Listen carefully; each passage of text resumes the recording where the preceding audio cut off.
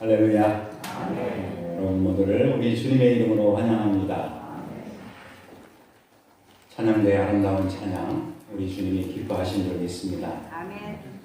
지난 금요일 밤에 여전히 우리가 금요 집회를 하지 못하고 있잖아요. 금요일 날 되면은 여전히 어색합니다. 설교가 없는 밤, 참 자유롭기도 하면서 어색한 그런 시간에 제가 뭘 했을까요? 사무실에 그 밤에 혼자 앉아서 설교 준비를 했습니다. 이번 주에는 우리 성도님들과 어떤 말씀을 나눌까 일주일 동안 고민하면서 말씀을 준비하는데, 사무실 책상에 앉아서 찬양을 틀어놓고 설교 준비를 하는데 들려오는 가사가 가슴 속에 스며 들어옵니다. 주의 손에 나의 손을 포개고 라는 찬양인데요. 그 가사가 얼마나 가슴에 들어오는지.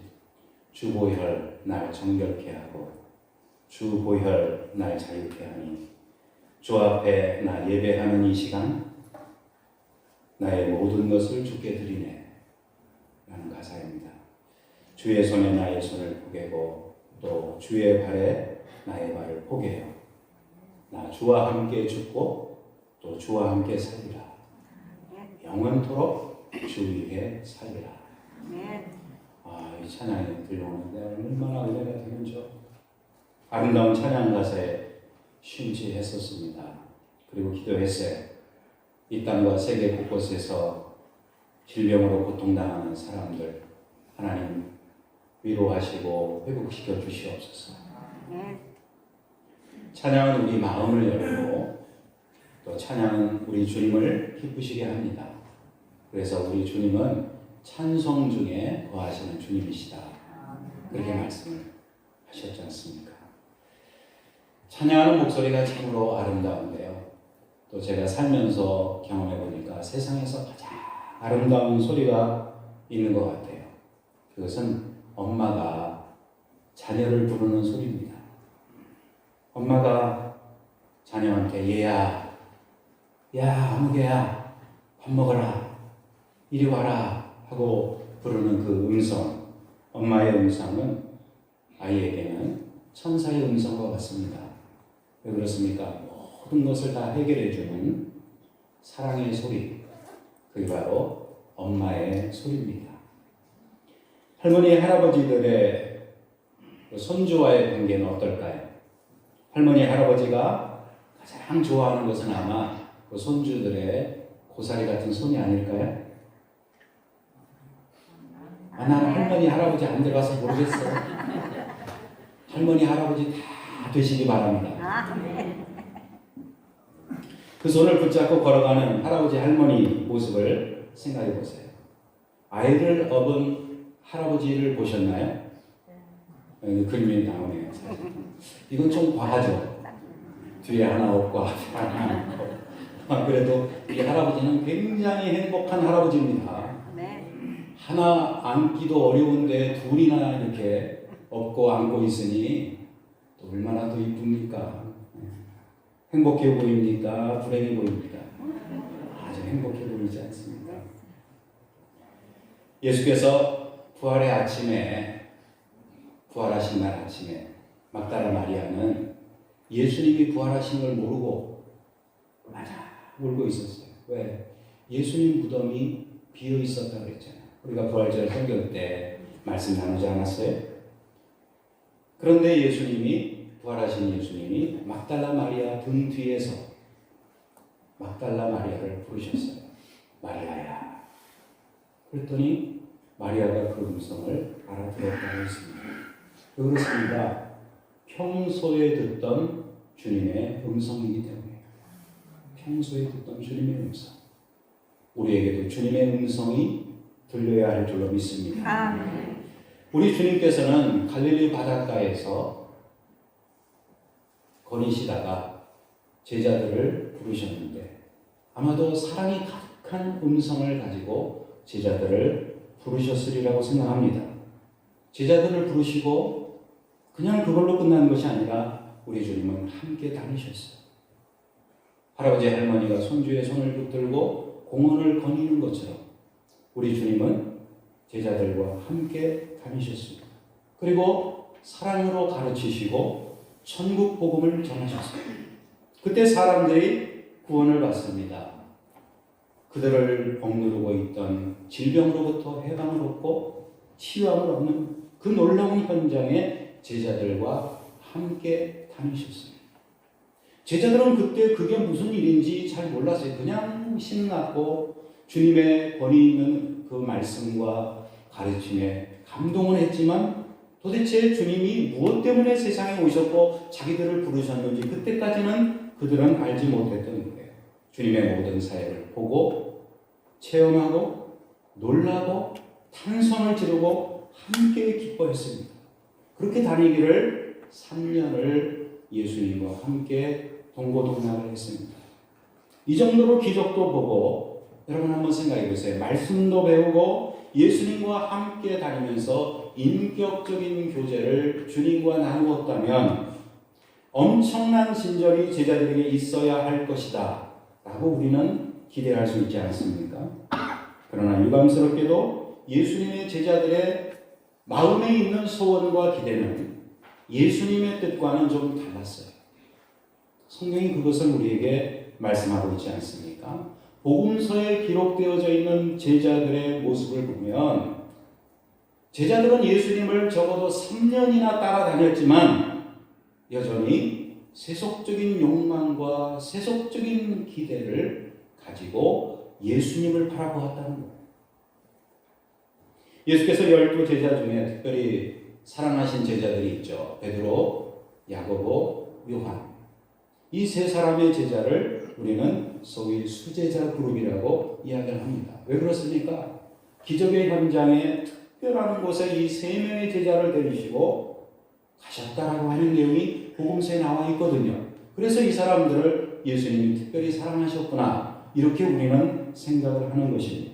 그런데 여러분 어디를 가든지 주님과 함께 동행했던 그 수제자 그룹에 있었던 제자들도 예수님을 따라다니는 그 마음속에 있는 동기가 예수님의 뜻과는 좀 달랐던 것 같습니다. 그들은 세속적인 욕망을 이루려는 마음이 컸던 것 같아요. 한번 여러분 복음서를 그런 관점에서 읽어보시기 바랍니다. 예수께서 예루살렘을 향하여 가시는 길에 제자들은 예루살렘에 주님이 들어가시면 뭔가 엄청난 일이 일어날 것이다. 정치적인 기대에 세속적인 기대로 마음이 부풀어 있었던 것 같습니다. 그때 요한과 야고보 두 사람은 형제거든요. 요한이 형이고 야고보가 동생이에요.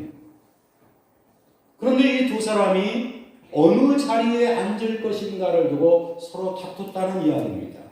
무슨 말이에요? 권력을 상징하는 예수님, 그 주님이 예루살렘에 입성해서 뭔가 한자리 하게 되면 주님의 좌편에 우편에 누가 앉을 것인가 라고 하는 이 문제가, 이 자리 다툼이 형제간에도 12 제자 사이에도 심각했다라는 것입니다.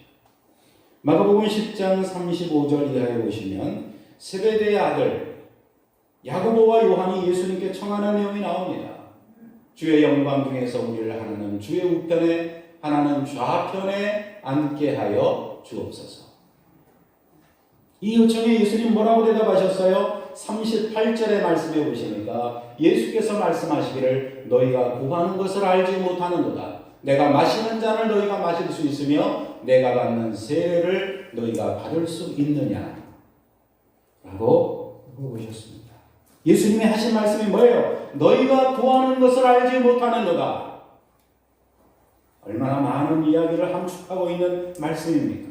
우리가 구하고 있는 그 시간들마다 우리는 생각해야 합니다. 내가 과연 주님의 뜻에 합당한 것을 구하고 있는가? 주님은 말씀하셨어요. 너희가 구하는 것을 알지 못하는도다. 무엇을 구하는지 모르고 구하고 있다는 말씀이 아닙니까? 그러나 두 형제는 이구동성으로 대답했어요. 할 수 있나이다. 처음에 의도했던 바와는 다르게 12 제자 중에 가장 먼저 순교한 사람이 바로 야고보 사도였어요. 사도행전에 나와 있지 않나요? 아마도 할 수 있다라고 대답했던 그 대답, 그 의미는 순교가 아니었을 것입니다. 그러나 첫 번째 순교자로서 야고보가 되었다라고 하는 사실을 성경이 말씀하고 있어요. 자, 여기서 우리는 누가 크냐라고 하는 이 생각에 대해서 생각해 봐야 합니다.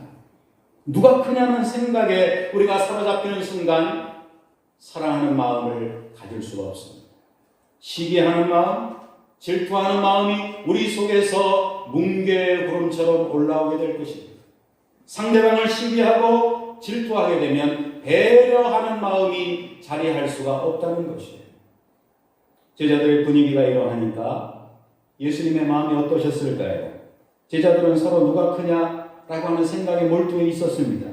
그들에게 우리 주님께서는 누가 옳고 누가 그러다, 네가 크고 네가 작다 이런 말씀을 하지 아니하시고 행동을 통해서 말씀을 하십니다.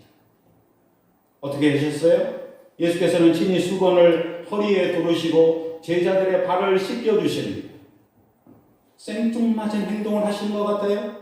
당시의 사회와 문화를 우리가 안다면 예수님의 행동은 참으로 부적절한 행동이었을 것입니다. 윗사람이 아랫사람의 발을 씻겨준다고 하는 것은 그 어떤 문화에서도 이것은 익숙한 것이 아닙니까? 찾아볼 수 없는 일이에요. 옛날에 집집마다 수도를 놓고, 제가 어린 시절에는 수도가 흔치 않았어요. 서울에서도. 그래서 동네 한가운데 어느 집이 수도를 놓으면 거기서 수돗물을 팔았잖아요. 이렇게 막 물지개를 지고. 제 어린 시절에 그랬습니다. 그러다가 이제 살기가 괜찮아져가지고 집집마다 수도를 놔주게 됐는데, 마당 한가운데다가 수도를 놓잖아요. 수도를 놓고 거기서 이제 물을 떠다가 쓰고 그런 시절입니다. 그 기억이 나시는지 모르겠어요. 수도 꼭지를 틀어서 세숫대 물을 받아가지고 씻던 그 시절에 우리 어머니들은 정신없이 놀고 있는 아이를 부르시는 거예요. 얘야, 아무개야 하고 부르는 거예요. 그러면 아이들은 지금 정신없이 모래 속에다 손을 넣고 발도 맨발로 막 노는 거예요. 두꺼봐 헌집 줄게 새집 다오. 그러고 놀고 있는데 엄마가 부르시는 거예요. 그러면 그렇게 애지중지하던 그 두꺼비 집도 다 내팽개치고 뛰어갑니다. 왜? 엄마가 부르셨습니다. 그래서 이 아이가 뛰어오면 엄마는 그 아이의 땀에 젖은 얼굴을 세숫대에 물을 담아가지고 씻어줍니다.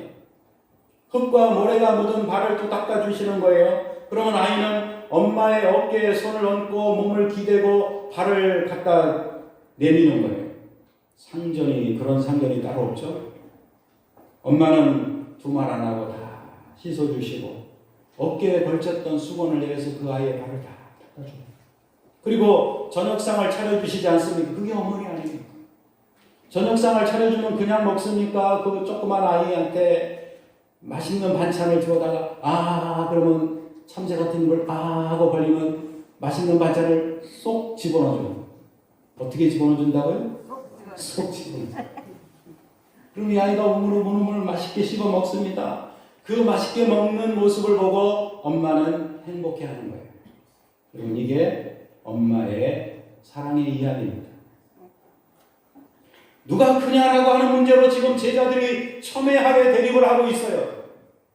네가 크다 내가 크다 누가 우편에 좌편에 앉을 것이냐 서로 지금 신경전이 벌어지고 있습니다. 그 모습을 주님이 보셨지 않았겠습니까? 주님의 심정이 어떠했을까요? 그걸 보는 예수님의 마음도 복잡하고 서로 싸우고 있는 이 제자들의 마음도 심히 복잡하고 혼란스러웠을 거예요. 6월절 음식을 먹으려면 여러분 유대인들의 규례에 의하면 발을 씻어야 한다는 거예요. 근데 자기 발을 자기가 씻는 게 아니라 서로 씻어주는 관습이 있었던 겁니다. 근데 조금이라도 높은 사람이 낮은 사람에 의해서 먼저 씻김을 받고 서로 씻어주는 그런 풍습이었다는 거예요. 그러니까 네가 먼저 씻어라 내가 먼저 씻으랴 이러한 시기와 질투하는 마음이 서로 오가고 있는 그 현장에서 우리 예수님이 대야에 물을 떠다가 허리에 수건을 동이시고 그 발을 씻어주실 때 제자들의 마음이 어떠했을까요? 그들이 시기하고 질투하고 온갖 부정적인 생각에 몰두했던 그 마음이 부끄럽지 않았을까요? 예수님이 발을 씻어주신 것은 왜 씻어주셨을까요? 너무 쉬운 질문이죠. 사랑하셨기 때문에. 아이들이 손과 발에 때국물이 흘러도 사랑하는 마음으로 아이들을 씻어줍니다. 그것뿐인가요? 기저귀도 갈아주고 진자리 마른 자리 갈아누시는 그게 어머니의 사랑인 거예요. 예수님은 제자들이 지금 시기하고 사랑하지 못하고 있지만 사랑하시되 끝까지 사랑하시니라 말씀하십니다. 그래서 제자들의 발을 씻어주신 거예요.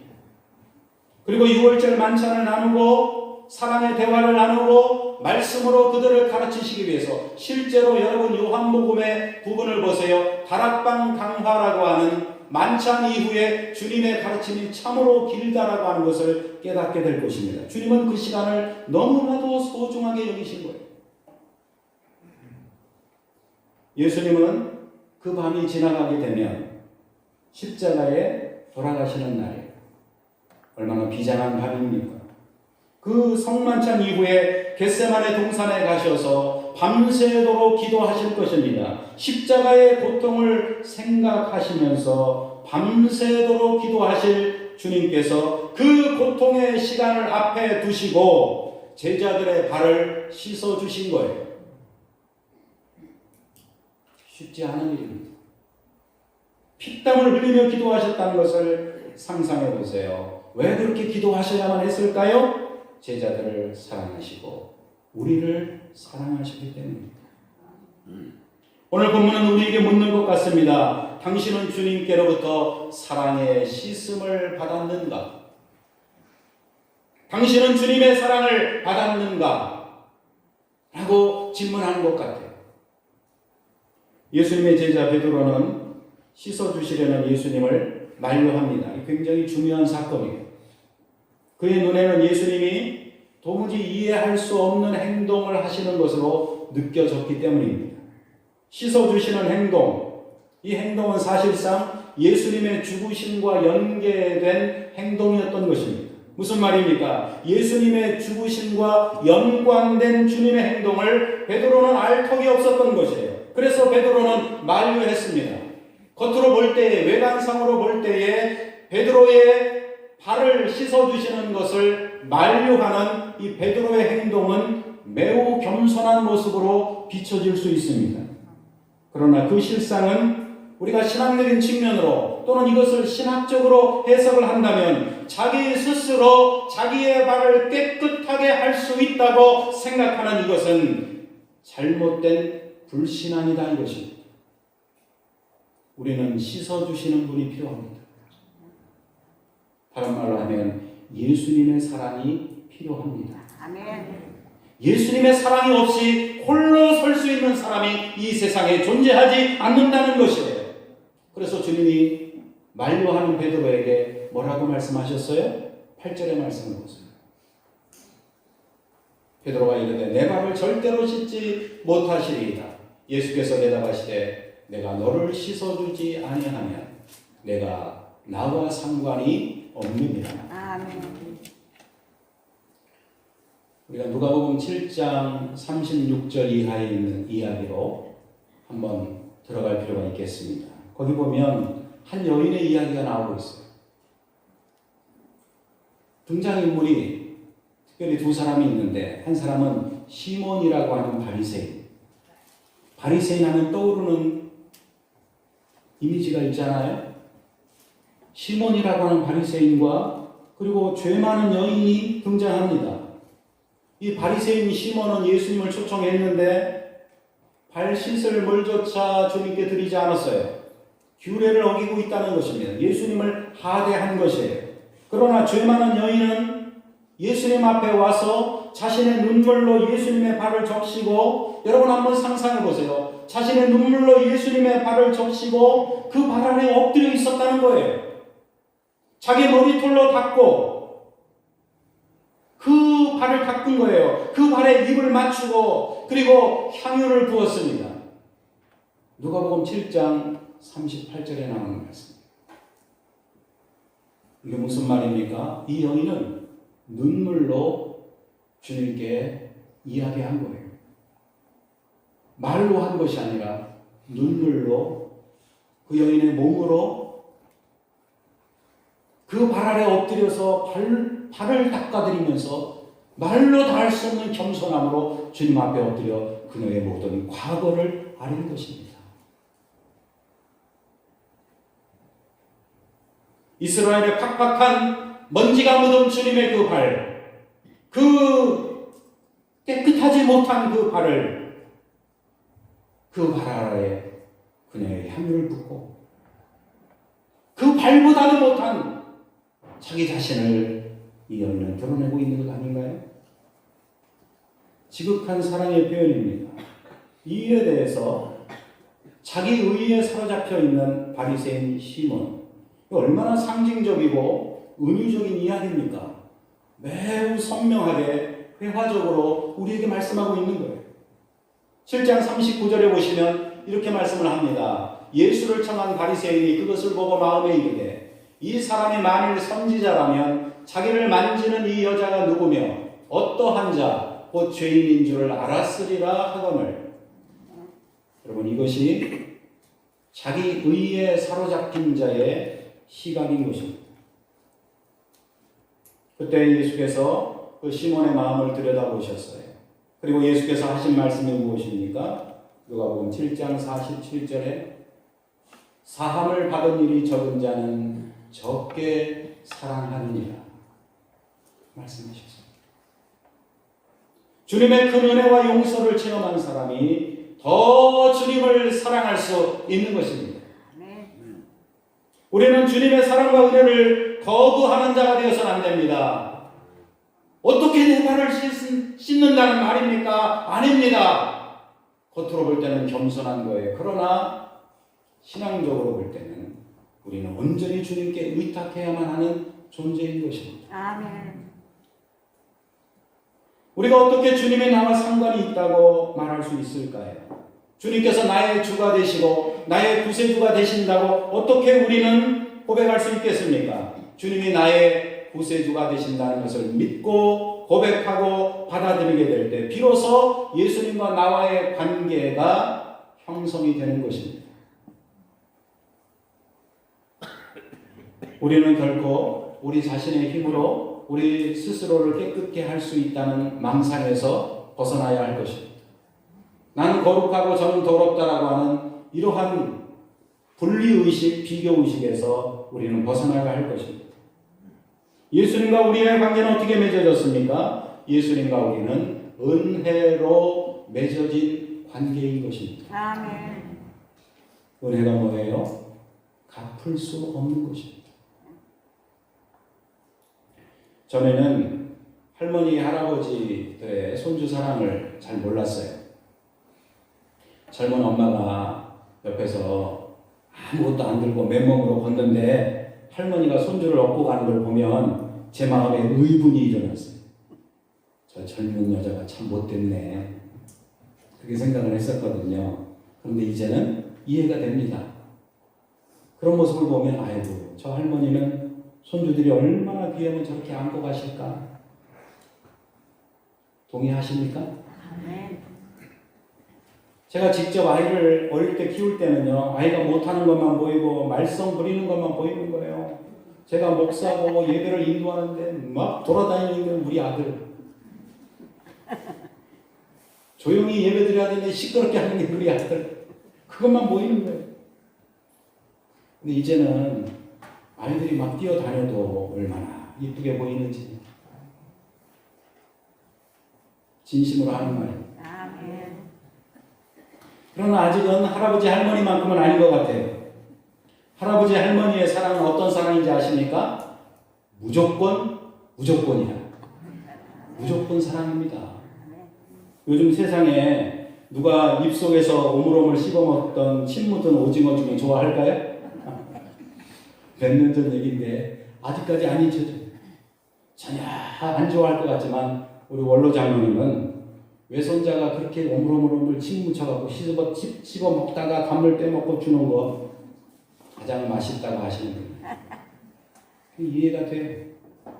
왜 그럴까요? 사랑하기 때문입니다. 우리 아이들은 사랑받기에 합당한 존재들입니다.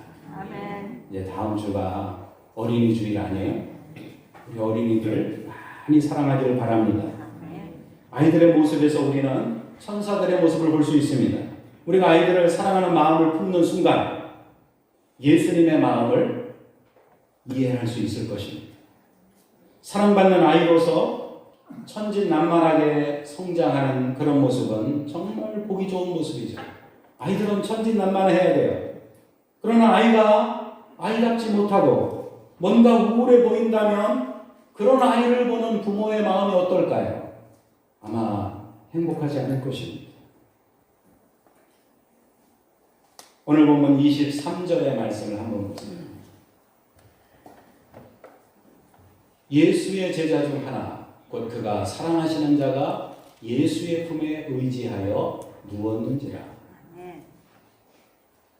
예수의 사랑하시는 자라고 하는 정체성을 사도 요한이 가지고 있었던 거예요. 사도 요한을 말하는 것이라고 성경학자들은 다 이야기하는 거예요. 이 표현에서 우리는 사도 요한이 어떤 정체성을 가진 사람인가 하는 것을 알 수가 있어요. 그는 분명한 자기 정체성을 가지고 있었습니다. 어떤 정체성입니까? 나는 예수님이 사랑하시는 자야. 얼마나 멋진 정체성입니까? 저와 여러분에게도 그와 같은 정체성이 있기를 바랍니다. 비관적인 정체성, 부정적인 정체성을 다 벗어버리고 예수께서 사랑하시는 자로서 우리가 설 수 있기를 원합니다. 여러분, 돈 많은 사람 보면 어때요? 부럽지 않아요? 지금은 아닌 것처럼 그러지만 나가면 또 부러워하잖아요. 명예가 있는 사람 보면 부럽기도 하죠. 좋은 집에 살고 값진 것을 소유한 사람 보면 부러운 마음이 드는 거 당연하지 않습니까? 왜 그래요? 그런 외적인 조건들은 하루아침에 이룰 수 있는 게 아니에요. 수고한 만큼 얻은 것에 대해서 뭐 불평할 것도 없고 박수 쳐주면 되는 겁니다. 그런데 여러분, 세상에서 저 사람은 금수저야, 나는 흙수저야, 뭐 이런 얘기하고 그렇습니다만은 우리가 그리스도 안에 들어가게 되면 이야기는 확실하게 달라집니다. 무슨 말입니까? 그리스도 안에 있는 하나님의 백성이 되면 우리 주님이 사랑하시는 자가 된다는 것이에요. 얼마나 귀한 이야기입니까? 오늘 본문 23절을 다시 한번 보세요. 예수의 제자 중 그의 사랑하시는 자가 예수의 품에 의지하여 누웠는지라. 이스라엘 사람들은 누워서 식사를 했대요. 그런데 이 요한은 누워서 하는데 예수의 품에 기대어서 얼마나 주님의 사랑을 확신했으면 예수님의 품에 의지하고 식사를 했을까요? 사랑받는 아이는 엄마의 품에 안겨서 그 사랑을 확인하지 않습니까? 얼마나 아름다운 모습이에요. 오늘 저는 예수님 이야기라고 하는 제목으로 여러분과 말씀을 나눴습니다. 예수님의 이야기는 다름 아닌 사랑의 이야기예요. 엄마가 자녀를 사랑하는 것처럼 우리 주님은 우리를 끝까지 사랑하신다는 이야기예요. 그래서 저는 마지막에 여러분에게 묻고 싶습니다. 당신에게 인지되어 있는 예수님의 이야기는 어떤 이야기인가? 여러분에게 예수님의 이야기는 어떤 이야기인가? 이것을 저는 묻고 싶었던 것입니다. 오늘 우리에게 예수님의 사랑의 이야기가 들려지기를 주님의 이름으로 축원을 드립니다. 아멘. 기도하겠습니다. 거룩하신 하나님 아버지 감사를 드립니다. 우리가 잘못된 길을 가지만 여전히 우리를 사랑하시되 끝까지 사랑하여 주시니 감사를 드립니다. 아멘. 그 사랑에 감격하여 주께 영광 돌리는 주님의 성도로 살게 하여 주시옵소서. 예수 그리스도의 이름으로 간절히 기도하옵나이다. 아멘.